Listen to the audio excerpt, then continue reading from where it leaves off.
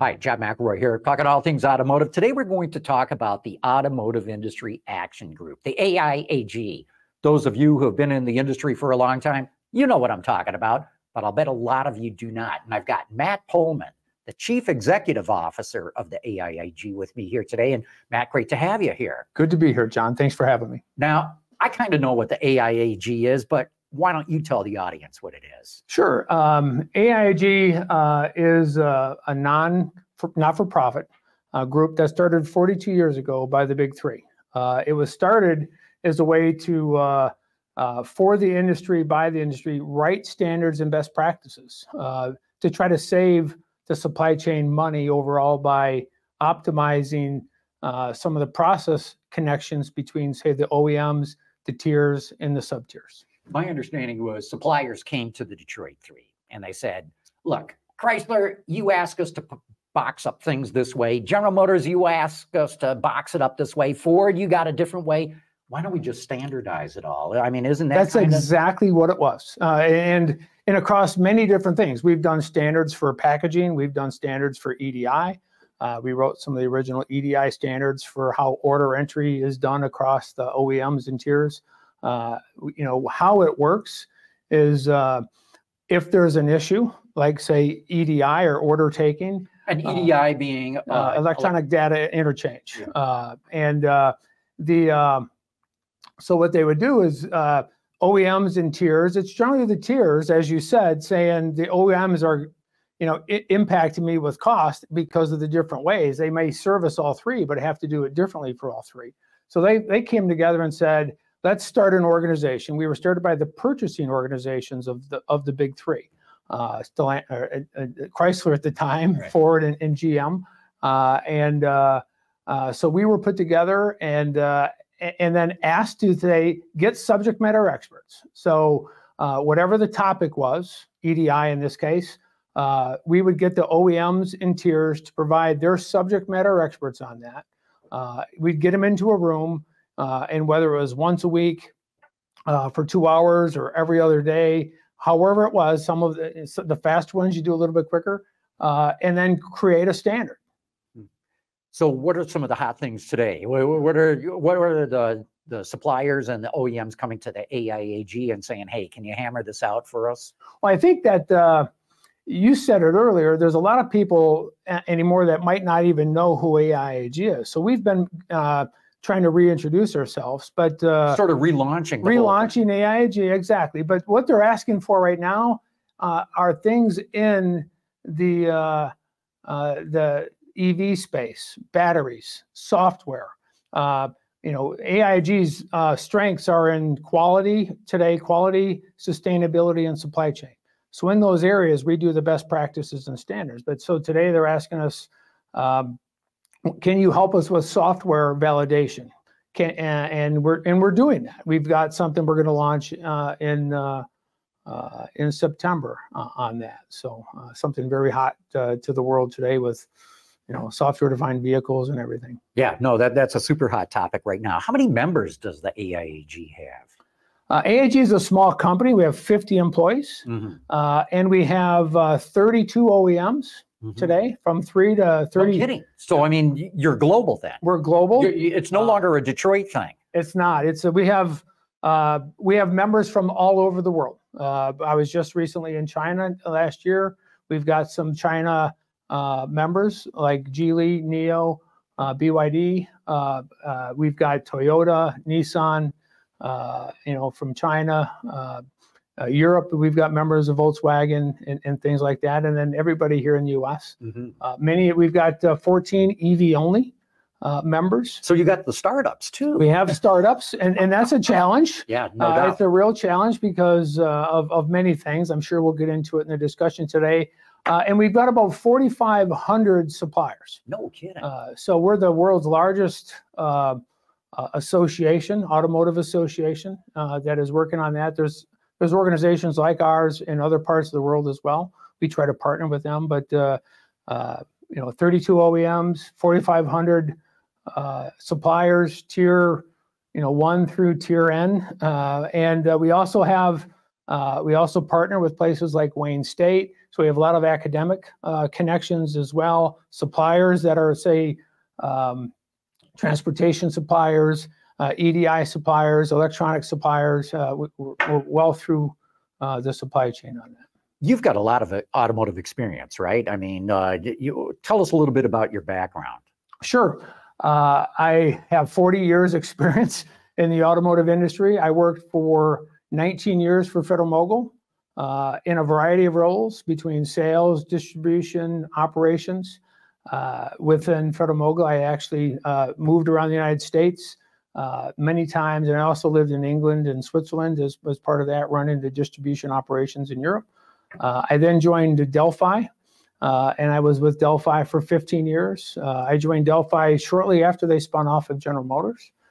So I actually went into to Delphi and was asked to set up the aftermarket supply chain operation for Delphi, and then did a lot of things. At the end of my last role with Delphi, I was running the supply chain for all the divisions of Delphi based in Luxembourg, and great experience there as well. Yeah, and I wanted to get that out, that you're not just somebody that is running the AIAG. You bring a tremendous amount of automotive knowledge behind you. When AIAG first launched, the Detroit Three, GM, Ford, and Chrysler, would pretty much loan executives to work there. Is that still going on, or do you have you mentioned 50 employees, that's just strictly your own staff? So you're exactly right how it started. We did have loaners, and it was a small group of dedicated employees as well. But every year, one of the OEs rotated as like the general manager or the CEO, if you will. Today, we have 50 members or 50 employees, but our strength is in our volunteers. And we have at any point in time 700 to 900 volunteers working on our various projects. And today we have probably 730, I think, people volunteering, subject matter experts in a variety of skill sets. And they're the strength. They volunteer an hour or 2 hours a week. They sit on projects. They sit on steering committees. We have multiple steering committees on sustainability, supply chain, quality, forced labor, many different topics that we have, like a group of folks that sit on that across OEMs and tiers. And sometimes we have sub-tiers. Sometimes we'll have Wayne State or other educational bodies on that. We'll have government bodies on stuff. We do things with customs and tariffs. So we do things on that nation. We'll have government folks on as well. I had no idea it had expanded that much. I mean, forced labor, that's amazing. Forced labor is a big topic. I know it is. And because we've just seen a number of automakers get their wrists slapped by importing cars that had parts on them allegedly with forced labor, and those cars may not be even be legally sold in the U.S. At the time, and you're talking about something happened just a few months ago, right, in the port of Baltimore. Right. And that's exactly the case. Today is a Tuesday, but today in the New York Times and in the Wall Street Journal were brand new articles about how many OEMs were importing finished vehicles with China parts in them as well from the Uyghur region. And big time, there's a Senate committee that's looking into this. There's a lot of activity on that. Unbelievable. Yeah, I had no idea that the AIAG had spread that far. Are you looking for more volunteers? Always. So if anybody is watching right now that is thinking, maybe I should do something like that, how do they get in touch with you? You can send an email to AIAG.org, and it'll get to our member services. They can reach out to me or anybody from our team. If they're on an OEM or a tier, reach out to us at AIAG. We're based in Southfield, and we'll get you on one of our committees. Happy to. Yeah. So, I mean, you mentioned trade and tariffs. Boy, that's a hot topic right now, too. What are some of the other really, red hot topics that AIAG is working on? Well, similar to what we just talked about, John, with a lot of the electric vehicles and things that are being developed right now, there's a great sensitivity out there on where the materials are coming from. So material risk. And there's multiple types of material risk. We talked about the forced labor piece and being aware of that. Conflict minerals is another one. But just knowing where the material is coming from, the type of material it is, and understanding the risk to the supply chain. It's not acceptable anymore to just say, I bought this part from Thailand or I bought this part from China. You have to understand through the mapping process, the supplier risk assessments that every OEM and tier and every supplier is having to go through. You're having to do a great deal of due diligence because you need to understand where that part came from where it came out of the ground, all the way through. And it's not acceptable to say you don't know. If you don't know, especially on the Uyghur stuff, if you don't know, your stuff won't come into the country. I got to believe this also applies to child labor, mining cobalt in the Congo in Africa. All of those things are relevant, absolutely. And we have many working projects. We have a child labor group, and the child labor group is just not outside of the U.S. It's now inside the U.S. now. As states change laws and say it used to be 16, now there's some states saying it can be below 16. There's other UN laws that prevent that from happening. So there's a lot of discussion on the various topics. But we have committees on where we've got working groups. We put things on our website from advice and what to do and what to follow and whatnot. So, okay, last question here then. What's your vision for the future of the Automotive Industry Action Group? We've got to be relevant in this space today. One of the things that they brought me in for, with my supply chain background, I also worked at ZF, is to try, AIG was known more for the gas diesel type of vehicles. How do we be relevant for the next 42 years with electric, with some of the hydrogen? I know you've been speaking a lot in some of your shows about hydrogen and whatnot, but that's relevant as well. But as those things develop, we don't solve product-specific problems. We solve more of the industry-related problems. So we're solving it and trying to take the waste out between OEMs and tiers and sub-tiers. So how do we be relevant to that space? How do we make sure we've got thought leadership?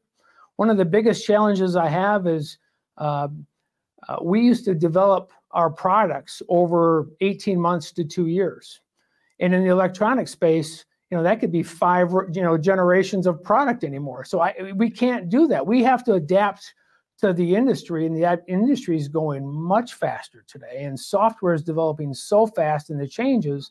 How do you know? It used to be most of the things we would do quality things on, you could feel and touch and measure.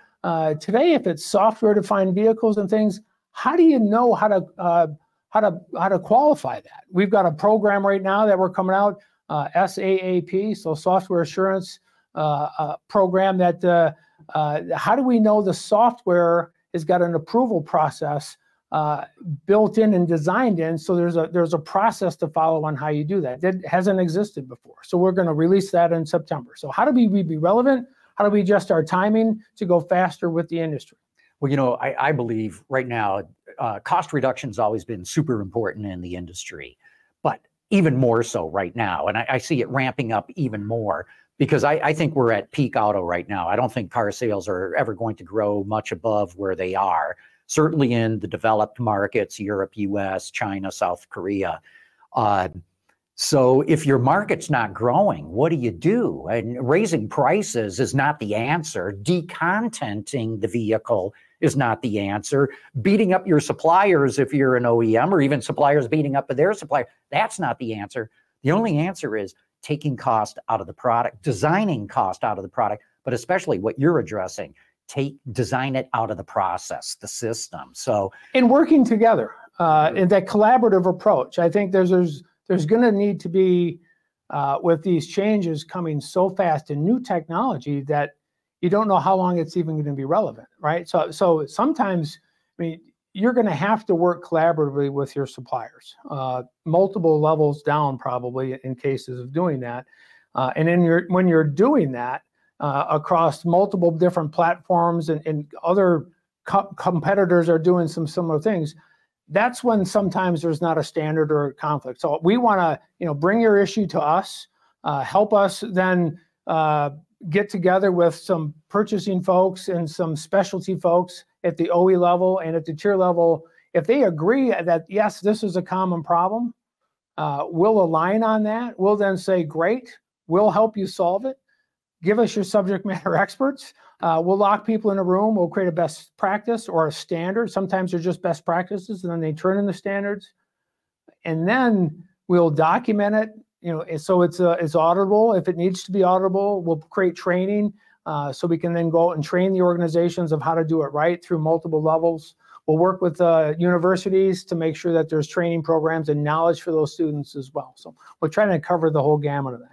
Well, Matt, I love what you're talking about. I think it's so great for the industry, and I think you'll have no problem doing this for another 42 years as an organization.